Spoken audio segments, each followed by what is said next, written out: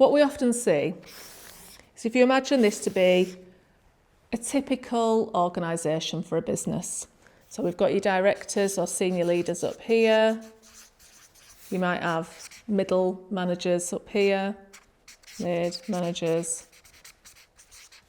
here, and everybody else here, yeah?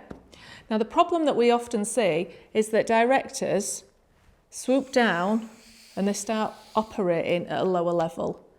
They're fixing things, they're getting involved in things that they shouldn't be involved in, or they don't need to be involved in anymore. They're going back to their comfort zone. Maybe they're from certain departments that they found familiar. You know, there might be an operations director and they might just find themselves gravitating back towards familiar areas of the business. And what then do you reckon happens to these guys?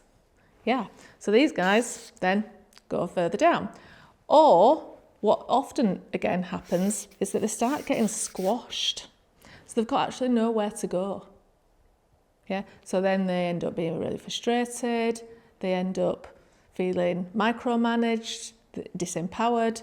So the whole point is, the challenge is, we're going to lift up the directors back here to where they actually should be operating. These guys now have space.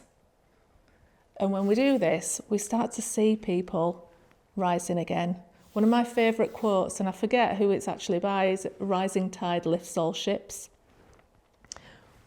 When we elevate the directors, we provide space here, and the senior leaders, the senior managers, then rise up, and you create more space for everybody.